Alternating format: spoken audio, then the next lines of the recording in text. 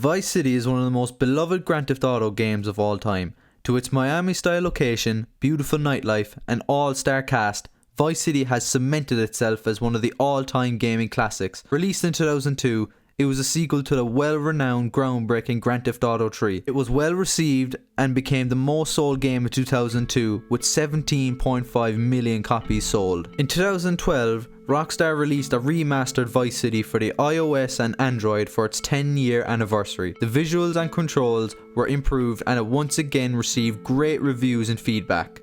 It was clear so many people love and adore this game. Almost a decade later, Rockstar released another Vice City remaster.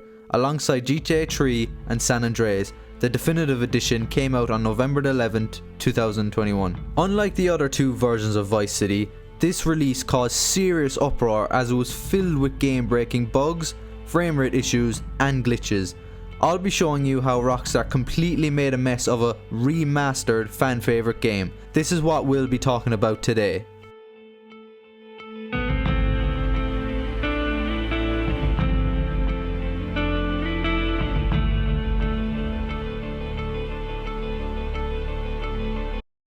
When first starting the game, you'll notice a few major changes. One obviously being the graphical upgrade, but other things have been added to the game as well. You'll notice they've added the weapon wheel from GTA 5, the radio wheel, map waypoints, and a slightly better minimap. It was something players dreamed of having. GTA 5 gameplay features in the old Grand Theft Auto games. The controls were also changed to suit the modern game consoles. The very first cutscene of the game looked incredible. It gave us an insight into what the game will look like. The definitive edition was off to a great start. That is, until you actually start playing the game. Everyone's experience is different, but here's how mine went. Overwhelmed by the new changes, I overlooked some of the minor problems that occurred the second I started moving. Driving any vehicle, the frame rate drops drastically, leaving you struggling to drive. You obviously need the driving to be smooth as you'll be going very fast throughout the game. This problem occurred instantaneously, but I was too distracted by the fact the minimap had waypoints. I decided to acknowledge it when I crashed while driving, and my game basically froze for a split second. This game couldn't handle it at all. That's when I started to notice the frame rate dropped all the time. Fast speeds, sudden stops, being in a vehicle, getting into a vehicle, getting out of a vehicle, explosions, and some cutscenes would all cause the game's frame rate to drop, making the game almost unplayable at times. For the record, I played my game on the Nintendo Switch because I already owned all the GTAs on every other console. Now I made the excuse that the frame rate drop was the Switch's fault, but that's not a good excuse. It shouldn't have to be released if it can't run properly. A quarter way through the campaign, I noticed the same problems and new ones popping up more and more. In the Ricardo Diaz mission, The Chase, you have to gun down a drug dealer and his associates from a helicopter. For me, this mission was close to impossible to complete. Again, the frame rate would drop while in the helicopter, making it impossible to aim properly. In the Juan Cortez mission, Sir Yes Sir, you're required to steal a tank from the army and hide it out so Cortez could take it later. Most people will know, but if you don't, when inside the tank, absolutely everything explodes. Anything that touches the tank explodes, and anything the tank shoots explodes. Again, it was another impossible mission as the frame rate would drop every second of the way. This is one of the most iconic Vice City missions, absolutely ruined by the makers. Halfway through the story, it was the same shit, different day. It was clear the biggest problem was the frame rate. It wasn't just that though, the game had a lot of different bugs and glitches. Now, since Vice City is nearly a 20-year-old game, it's going to have glitches. Small things that would happen in the older version of the game is alright. Game breaking and glitches isn't okay though. Throughout my experience with the story, my game froze twice. One thing you need to understand first is that the definitive edition lets you restart the mission if you fail or die. Something you couldn't do in the older versions.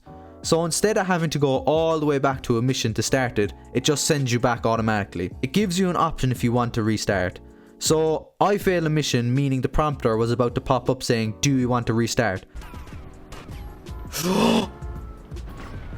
Oh, but just before it popped up, I died. The game couldn't comprehend this and froze. Oh, fuck me. And they killed me! That was fucking... What? Rockstar must have known this could potentially happen.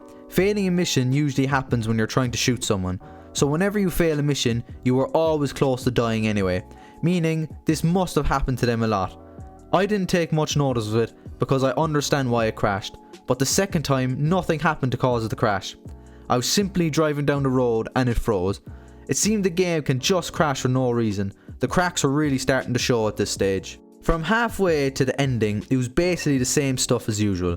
A mission that stood out to me was the Interglobal Studio mission Dildo Dodo, where Tommy has to fly a plane around the city dropping flyers about an upcoming film. The visuals of the map were horrible. Unless you were right up close to a building, it would not render properly and just look like a square. The frame rate, however, was actually okay for me. I could fly without a bother, but what was the point if the map couldn't even render properly? It was like, well, one problem is sorted, but here's another. I'm sure a lot of people love flying over the island of Vice City and were super excited to do it with the improved graphics, but was completely ruined.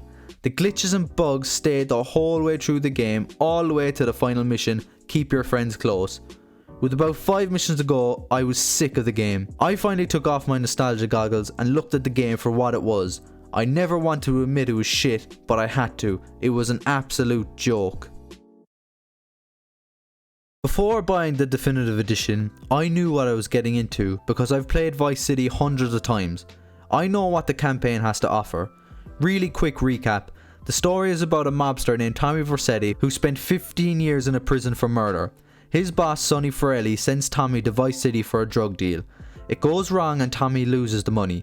Sonny tells Tommy he wants the money back or he'll be killed.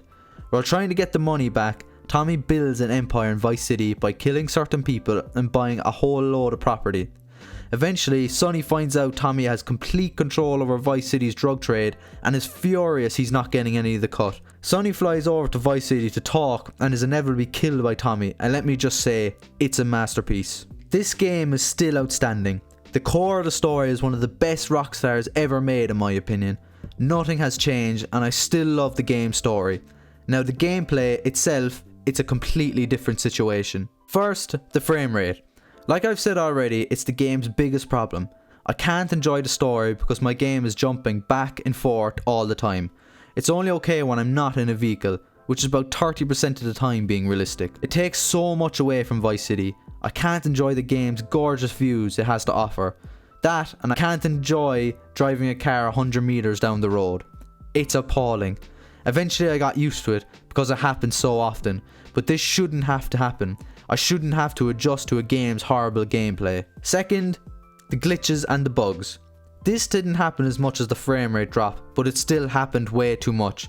From the ground turning into a dark green colour to the city not even rendering when flying around in a plane or helicopter. It just ruins everything. There's not much else to say. The rubbish gameplay completely overshadows the fantastic storyline, which has gone down as one of the best of all time. And third, the game crashing. This was by far the most frustrating thing about my experience. You wouldn't expect this from games that came out 10 years ago, never mind a game that came out not even a month ago. It's simply not good enough.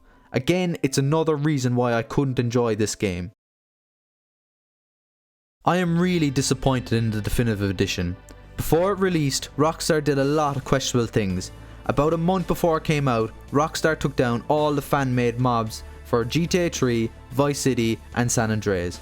Along with that, they also got rid of the option to buy the original 3 games, and to this day, you still can't buy them. It's clear Rockstar wants you to buy the definitive edition instead of the classics. Maybe this showed us a glimpse into the future of what the games would be like. I feel Rockstar has completely played with the fans' emotions. They knew millions upon millions of people would absolutely adore Vice City, so they knew they could save a bit of money selling the game unfinished, which they did. They sucked us in slowly at the very beginning by adding the weapon wheel. I'm trying to figure out how to sprint. No way, we've a weapon wheel and the waypoints and all of that, making fans oblivious to the fact that the game is in an unfinished terrible state. I tried making up excuses for them. It took me playing the entire campaign, about 12 hours of game time, to finally admit that it was shit. It feels like Rockstar didn't even care about the games that made them who they are today. I think they just made this very quickly for an extra bit of cash and not to halt the GTA Online DLC for too long. I don't like to complain about Rockstar too much. I mean, they've still casually made a bunch of the greatest games of all time. For me, Vice City, Bully and Red Dead are all masterpieces. I always find it hard to believe that the same company made all of those. They also made San Andreas and GTA 5, which are fan favourites as well. But this is simply not good enough from Rockstar. It's lazy and selfish. Just before posting this, they did release a patch that helps with the frame rate issues, which is good, but I'm sure they didn't have a choice after all the backlash they received. I hope they can learn from this and sometime in the future try again with another remake, but this time do it right. We will be expecting GTA 6 in the coming years. I'm sure they'll try their hand at another remake or two. That's all I have to say on GTA Vice City. I really hope you enjoyed. Let me know what you think in the comments. Have a good day and I'll see you later. Goodbye.